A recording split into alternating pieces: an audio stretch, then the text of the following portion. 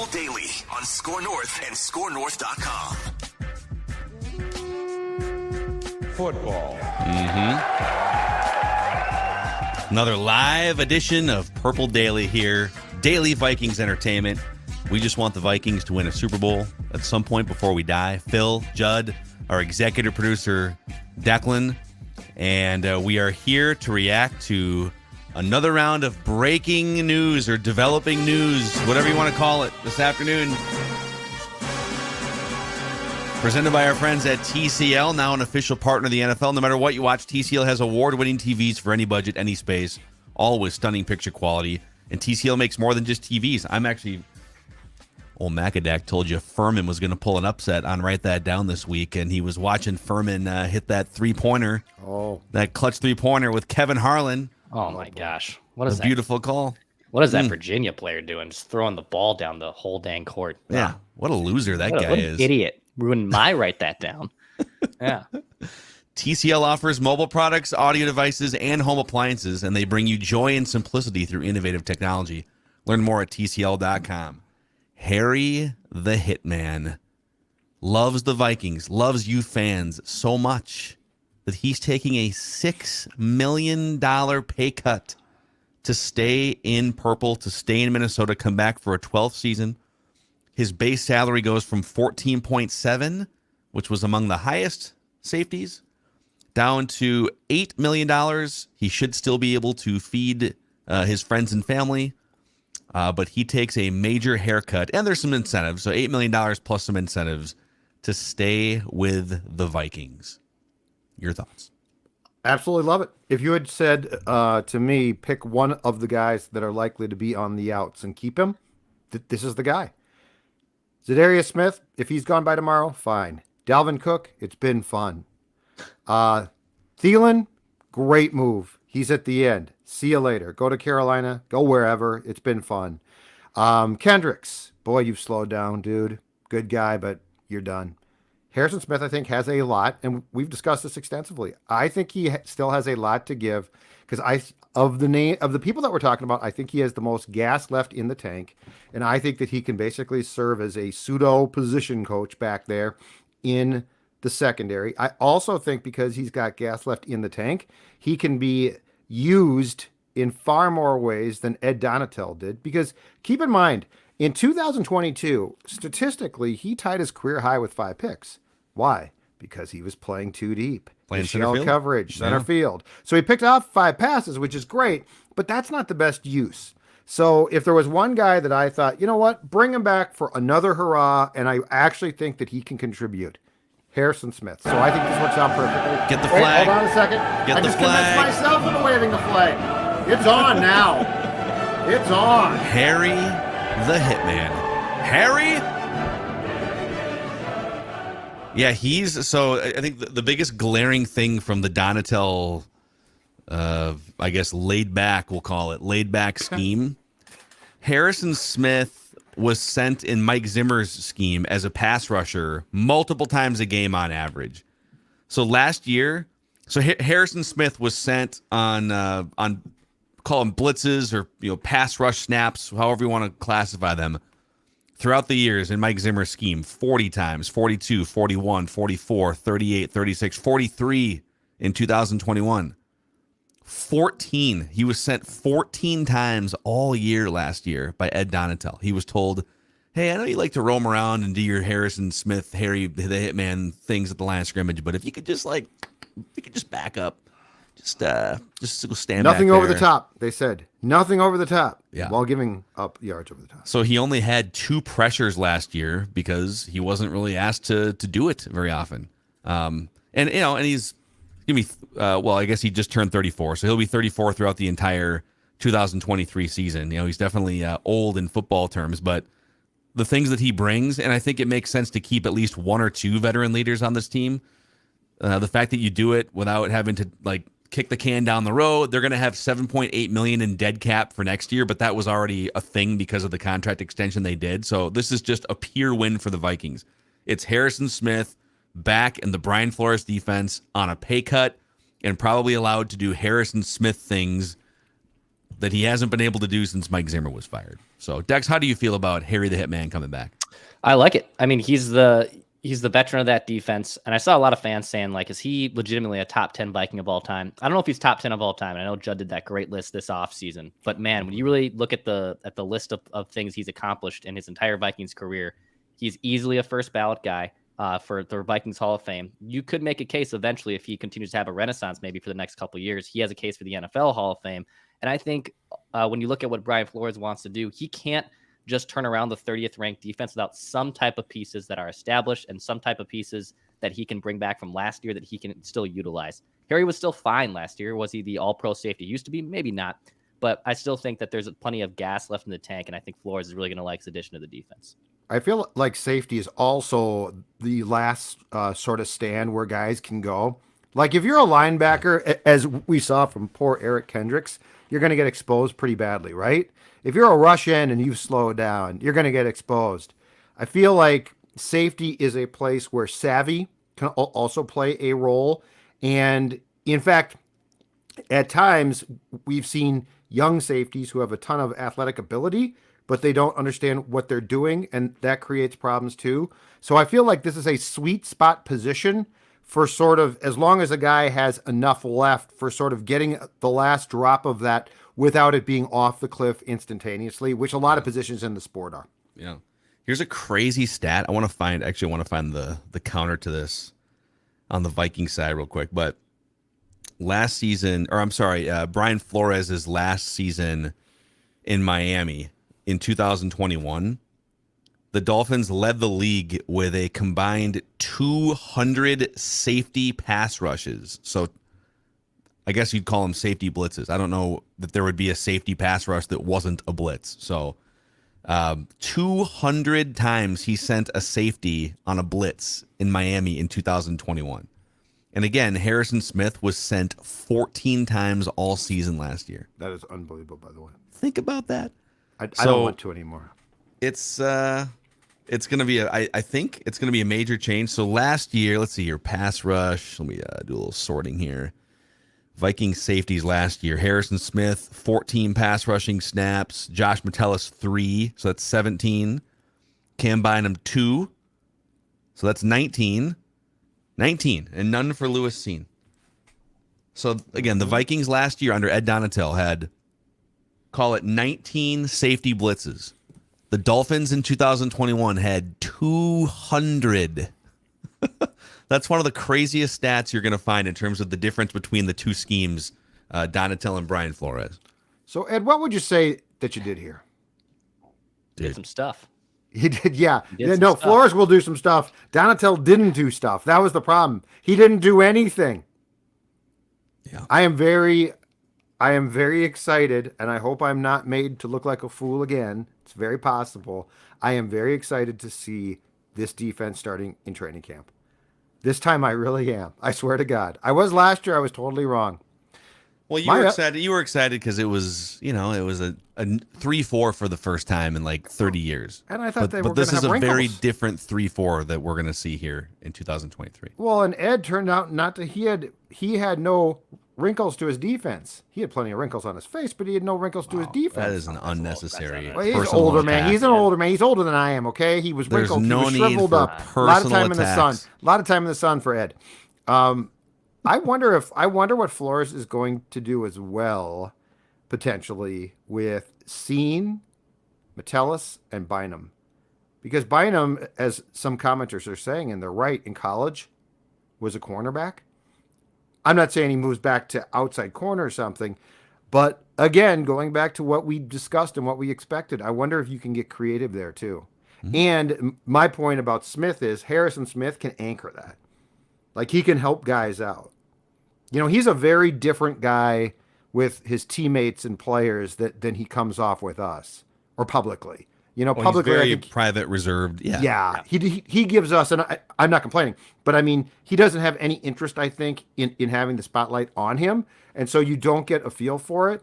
But I think he's a really smart player, and I also think in the locker room, it's a very different story, which is a good thing. So, you mean when his teammates text him asking, just kind of checking in, like, hey, just checking in? You don't think he responds to his teammates and friends with just random Prince photos? He might. You think he gives him a little more? But they have fun in the group with it. text. They have fun with it. Poor Thomason's so offended he went to Denver. He's decided to go cover the Broncos. Although he is covering, so he announced that this is his last week covering the Vikings, but he was at the press conference because I see that they're doing the introductory press conferences for, well, not for all three, Byron Murphy and Josh, what's his name? Josh Oliver. 2 week notice. 1 week notice. Oh, 1 week. Okay. Well, he just gave it. And so, yeah, it's interesting. So they were supposed to do all three of the guys that they've signed at 2:00. They backed it up to 3:00. That's not that unique. But I believe the last I saw, Marcus Davenport was not going to be introduced. And he was, I'm curious what's up there. Let's just say this. Marcus Davenport has a history of injury problems.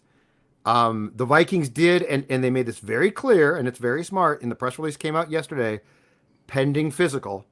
So, like, basically, they're like, this is out. We know it. Yes, we've agreed to terms. Yeah, and they basically signed him. They signed him over Zoom, basically. And so, pending physical. So, you got to get the guy in, do the full workup. Until he's introduced, don't count on things yet. I'm a little nervous for the too. Vikings here because they don't have. I feel like the Zadarius Smith bridge at this point is kind of burned down. Like here, there might be a reason he's still in the roster right now. Dude. But before the Davenport signing, he already had tweeted out goodbye. I love you, Minnesota. Peace out. Yeah. So I don't know. That's got to be the next shoe to drop. And let's kind of recap to everything. Oh, there's one other piece of breaking roster news. Totally forgot. Wow, bury the lead here. Hold on, I'll get it ready. The Vikings have come to terms with their own free agent. They're bringing him back. Oh, nice. Who is it? At the end of the year, he was your starting center until he broke his ankle. Austin Schlottman. Oh, my God. 1 year contract. Welcome back, Schlotty. Schlotty. Welcome back, Schlotty. Welcome back. Schlotty-da-da-da. Egan welcomes you. Egan opens its arms back to Austin Schlottman. So they really are at this point running the band back here. They're getting the band back together. They're running it all back. Look at Vinny. What do you think about Schlottman coming back? He just came in Vinny, rain. Vinny It's like thunderstorm, snow, raining outside today here in the Twin Cities. So it was sleeting when I drove home. Yeah, we got some wet paws. We're okay. I had to trick Maya into going POTTY earlier today. She hates the rain. If snow turns to rain, she's like, I'm out. So is this guy. I'd like, treats. Really? Let's go outside. And then she realized, it's raining outside. Stella's you fine, ass. Stella's like, screw you. I'm going outside no matter what. I'm like, whatever. Just come back. All right, just call us later. So let's kind of recap everything that. And by the way, thanks for hanging out with us here on the Purple Daily YouTube channel. If you haven't already, click the subscribe and the like button. It'll help spread the word about this daily Vikings community that you guys are helping us build here. So, all right, we can add to the returning list here: Austin Schlottman, Harrison Smith, Garrett Bradbury, Alexander Madison, the special teams crew. So Andrew DePaula, the long snapper, and Greg Joseph, backup quarterback Nick Mullins. All these guys are back. They have brought in excellent run blocking tight end Josh Oliver. High upside cornerback Byron Murphy. It's a maybe on Marcus Davenport, I guess. He's in the building, right? So, yeah, we just don't know. He's in the building, but he's not doing the press conference. Yep, it's a little bit odd.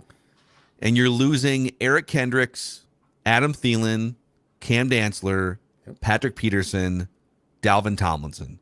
And then in the up in the air question mark category would be Zadarius Smith and Dalvin Cook as we sit here on this live episode on a Thursday. That's a lot of work, dude. Kwesi is spinning plates. He's juggling. And there's more to come. What a 2 weeks.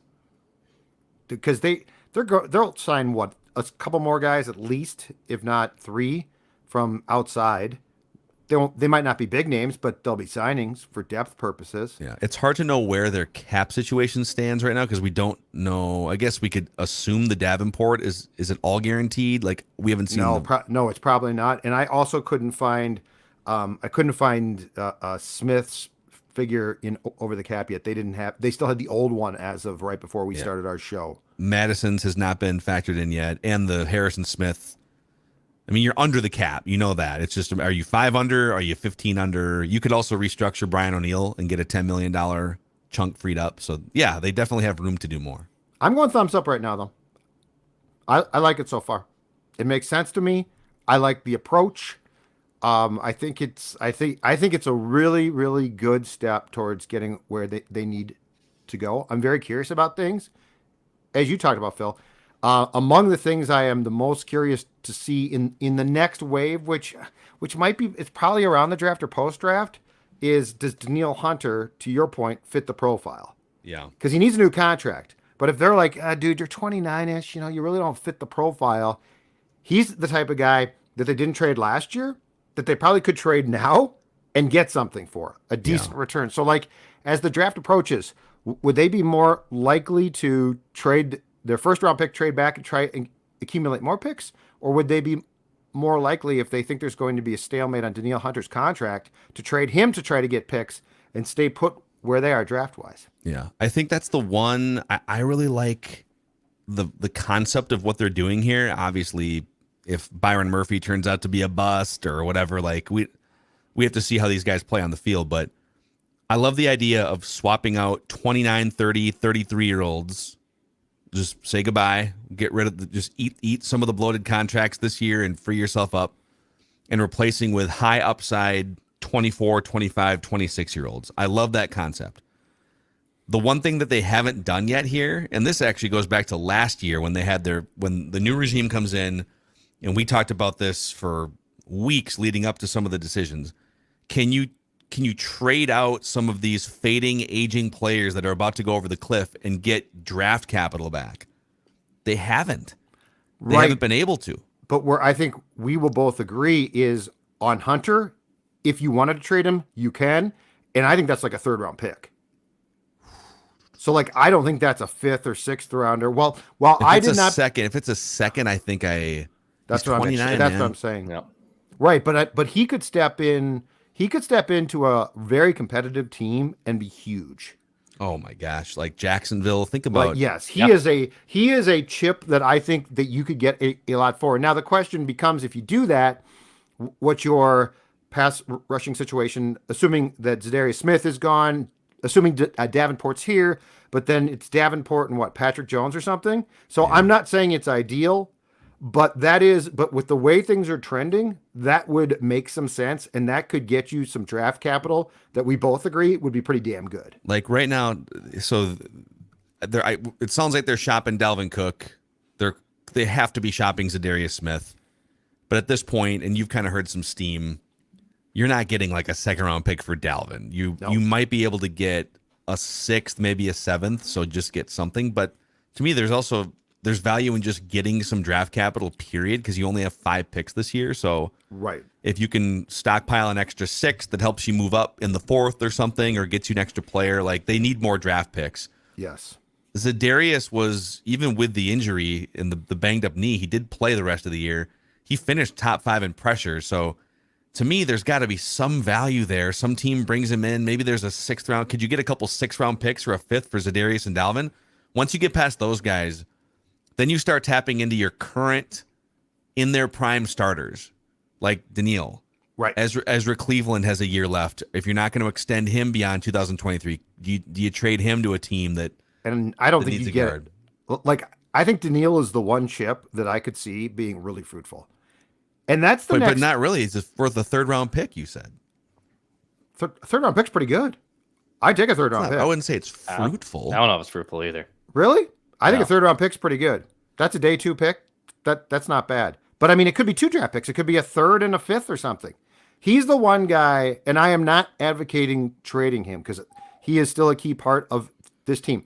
But he's 29, and if he comes to you and says, I need a 5-year contract, I need more guarantees. I mean, we've been down this path before with the previous regime.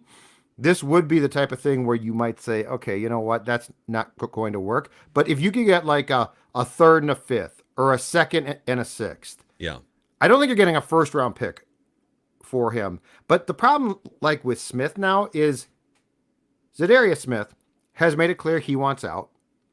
You have basically, unless the Davenport contract falls through, signed his replacement. So I just don't know. I think given his back problem and then last year, I think he probably and he sort of put you in a predicament. I don't think that you can get a draft pick for him. I think you'd be very fortunate. With Cook, I could see a 7th round pick.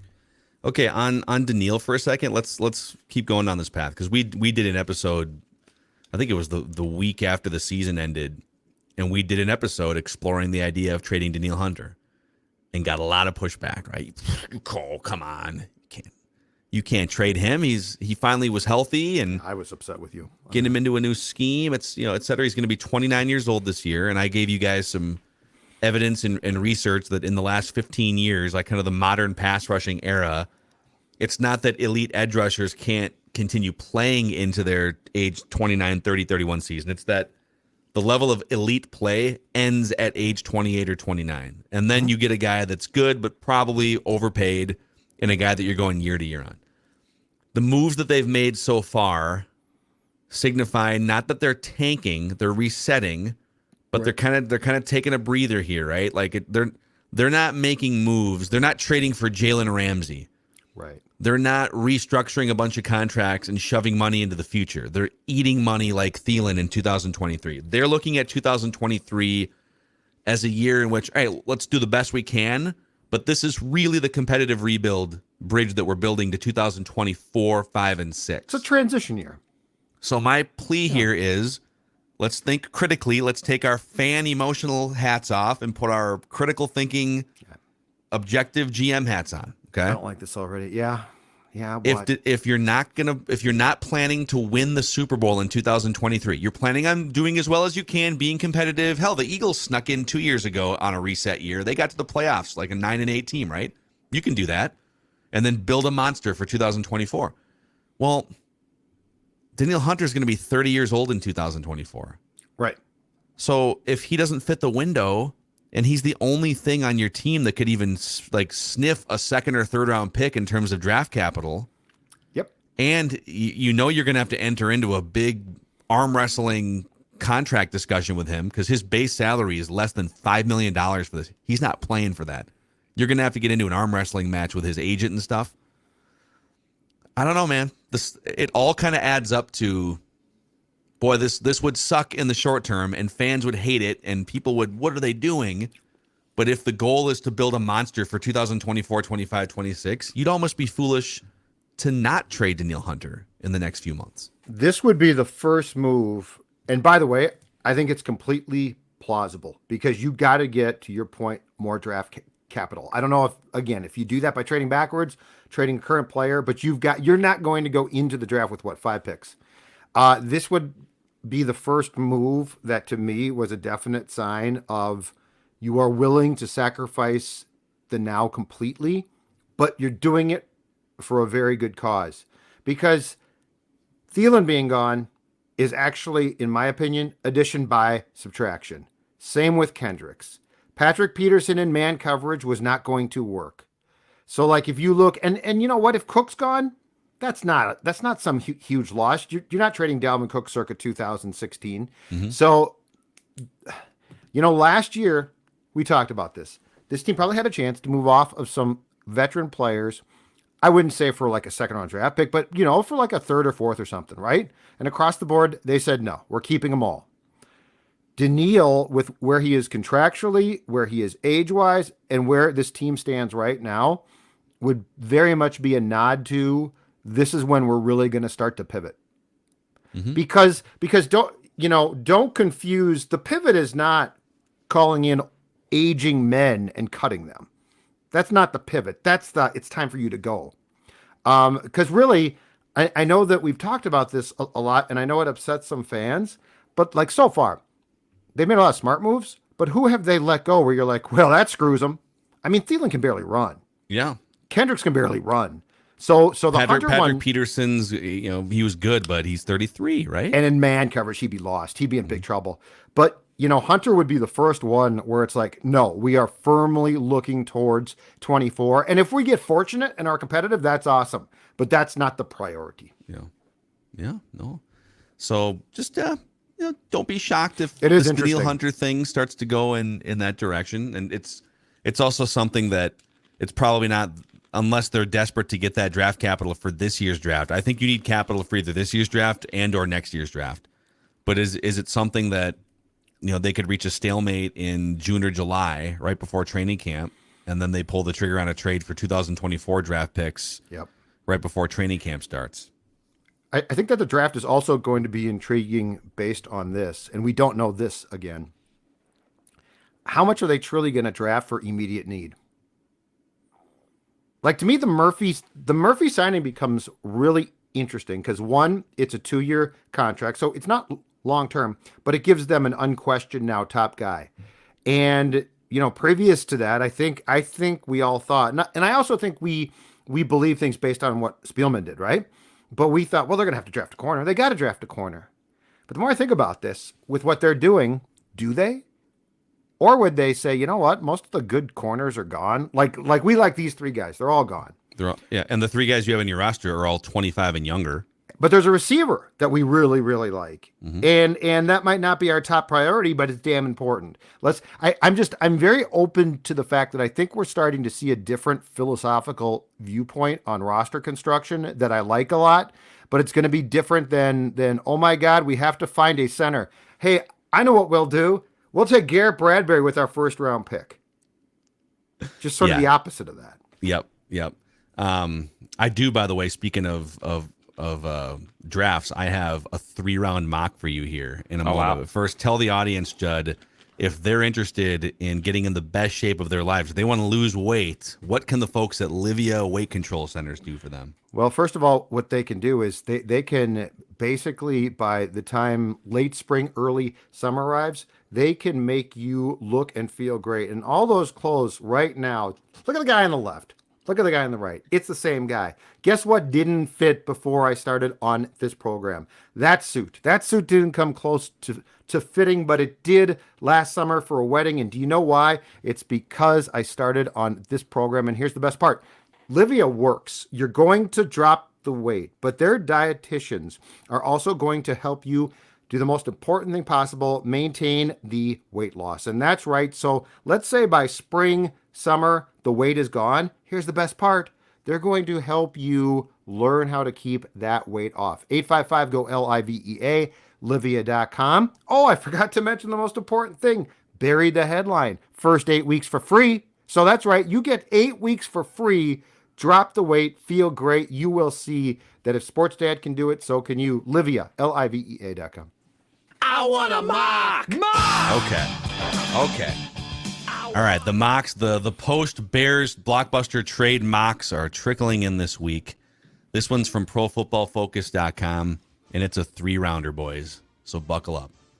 And we've been keeping track of, we've done like 23, I believe, 23 mock draft roundups here, and we're keeping track of some select mocks, which positions are going to the Vikings. Cornerback is overwhelmingly the most commonly mocked position to the Vikings. Wide receiver is a smattering, and then some trenches on both sides of the ball here. There's been one linebacker that we've seen, Drew Sanders, from an ESPN mock from Matt Miller a few weeks back. But this is from PFF. They've got the Carolina Panthers drafting C.J. Stroud, number 1. Houston Texans taking Bryce Young. Will Anderson Jr. to the Cardinals. And then Anthony Richardson to the Colts. So 3 quarterbacks, top 4 picks. Mm-hmm. Tyree Wilson to the Seahawks. First cornerback, Christian Gonzalez to the Lions. And then Will Levis goes to the Raiders. So there's your 4th quarterback. That's where you'd have to jump. With most mocks, you'd have to jump the Raiders at 7. You'd have to jump to the Lions at 6. Or the Seahawks at 5 if you want one of the 4 quarterbacks. Just doesn't seem likely to me in this draft. I would agree.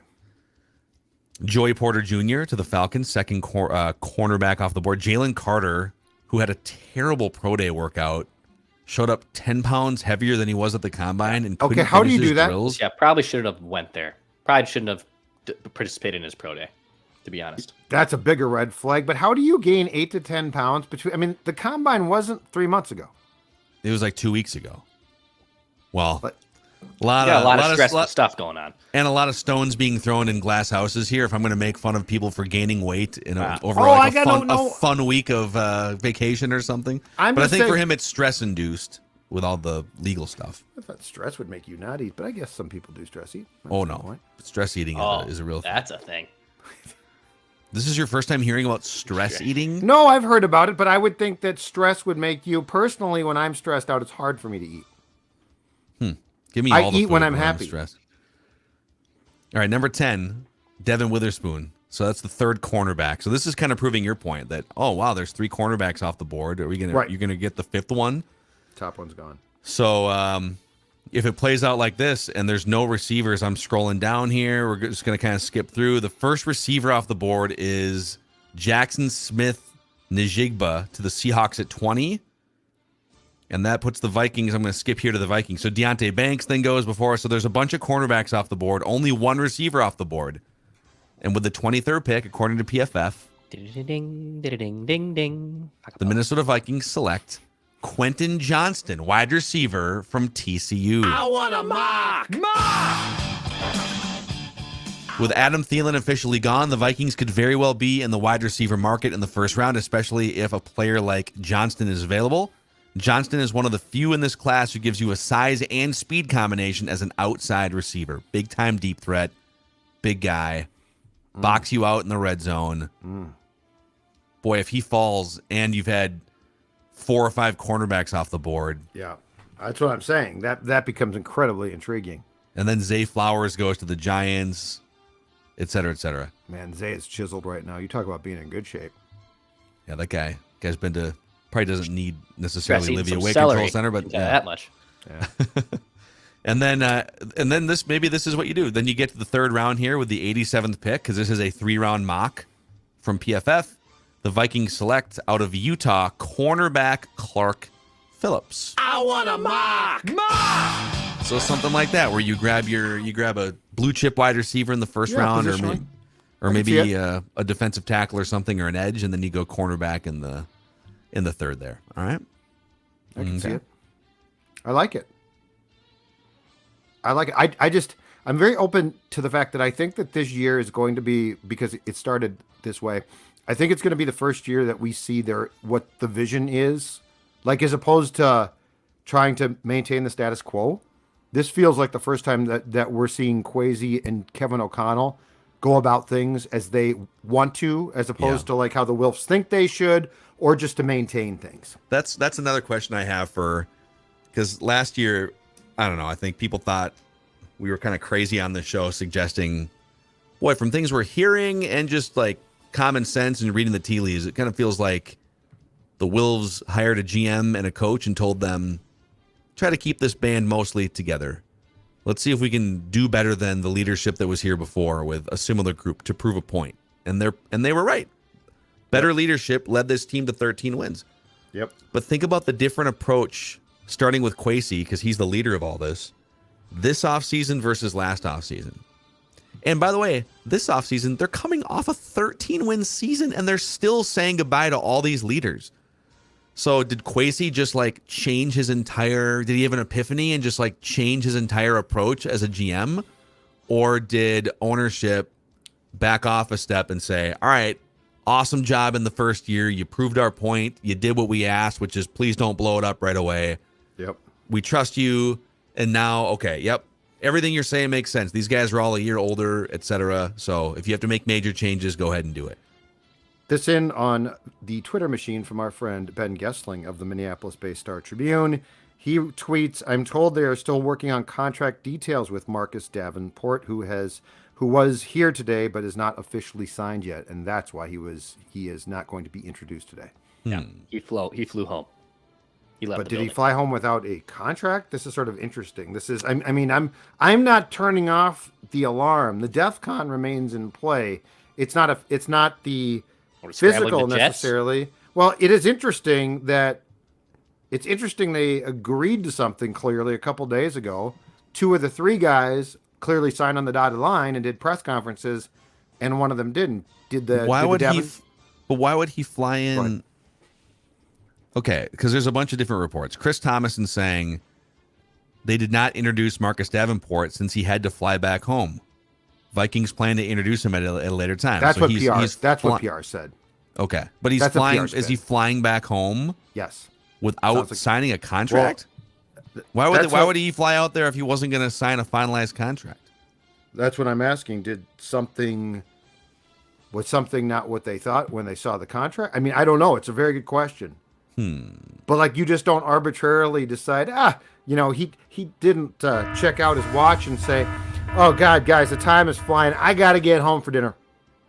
Yeah, it's super weird. And they're like, see you, Marcus Davenport. Bye. It just feels like you would only fly out there if everything was done, or could be physical related. I guess the guy's been hurt, right? I'm just saying, this is why, like, the 2 days of negotiations are great for news and they're fun, but just because you agree to contracts does not mean that it gets done. Yeah. And if this doesn't get done, what happens with Zalarius, as we know him? I mean, there's just it's interesting. It's worth keeping an eye on DEFCON 3. Okay. Yeah, it's just a little bizarre. That's scrambling the jets, right? So like the Jets have been scrambled. The Jets have been scrambled. Okay. The Air Force has been DEFCON 5 is the problem, right? Yeah. Is 5 the worst than 1? I thought 1. 1 is the problem. I always forget. 5 is okay. So 5 would be like, it's no problem. Well, it's not no problem. It's still DEFCON 5. DEFCON. Right? Right. Yeah. But I'm saying it can be handled. 4 is you're getting worried. 3, you're scrambling jets. I'm scrambling Marcus Davenport jets. I just want to see, what is the meaning of DEFCON 5? I mean, you guys can dumb it down if you want. We have discussed this like a dozen times. I always forget. I can never remember 1 or 5. Upset at me. So DEFCON 1 means nuclear war is imminent or has already begun. Okay, that's maximum readiness, immediate response. DEFCON 5 is the lowest state of readiness, but it's still normal readiness. You're ready. You're ready, but there's not like a nuclear problem. Yes, you're just ready. And right now, there's a fly in the ointment. Marcus Davenport, there's a fly in the ointment, and I want to know what it is.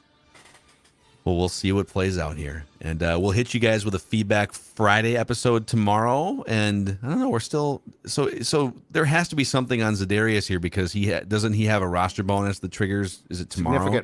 Significant one. Yeah, 5 mil, I think. Yeah, he and Cook both have roster bonuses that trigger. So something could go down here at some point here. Tonight or tomorrow morning. We'll see.